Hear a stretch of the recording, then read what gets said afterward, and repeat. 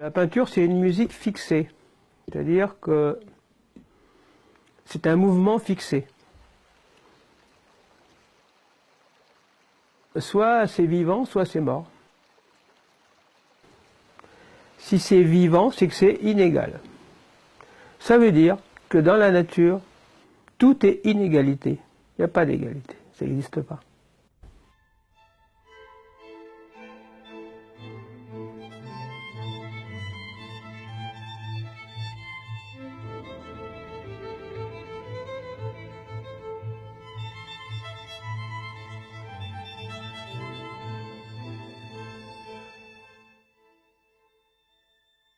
C'est un miroir, la peinture. C'est toujours un miroir, autant pour le peintre que pour le spectateur. De s'arrêter, de se mettre face à quelque chose et de jouer avec cette surface à un jeu de miroir, un dialogue. Il y a vraiment un dialogue qui se passe entre la surface et le peintre. Mon geste va se concrétiser dans un tableau, si possible. J'essaye de faire des tableaux. Et le tableau a une définition bien précise. C'est pas une image, c'est pas un chromo, c'est pas une photographie, sûrement pas. C'est un objet bien précis. On se mire dedans et on voit si ça fait mal ou si ça fait plaisir ou si ça vous renvoie à quelque chose ou si ça bloque.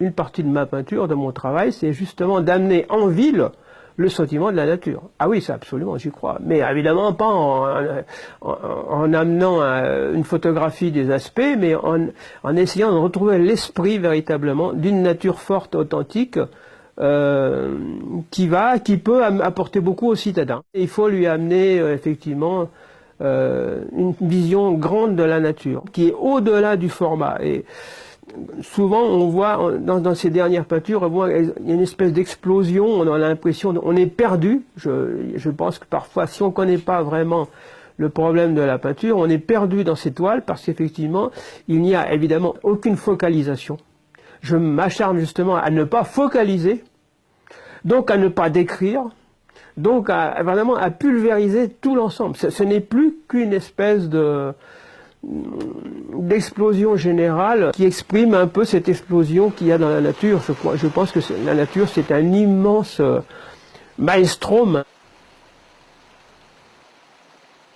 Mes toiles me surprennent toujours, c'est pas du tout de la prétention, c'est simplement que quand les toiles sont arrivées, c'est un accouchement long et difficile.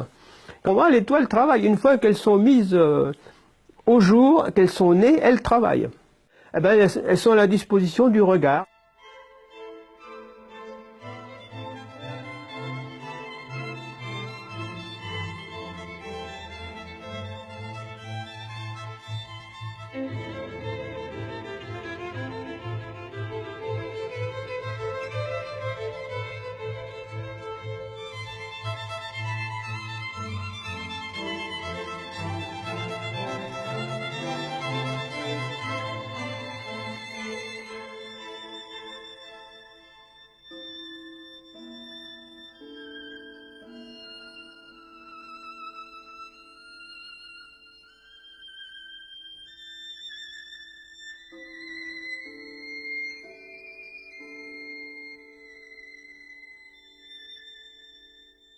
Ce regard, c'est ce qui permet de faire passer au spectateur quelque chose dans l'idéal qu'il va emmener après chez lui, qui va ramener en lui et dont il va avoir un souvenir fort. Il va être impressionné et il va garder en mémoire cette histoire-là. Une fois qu'on a eu ce choc sur une peinture, c'est ce qui précède probablement peut-être au phénomène de l'achat. S'il y a achat, c'est parce qu'on a eu ce choc et qu'on a envie de l'avoir pour répéter ce choc chez soi.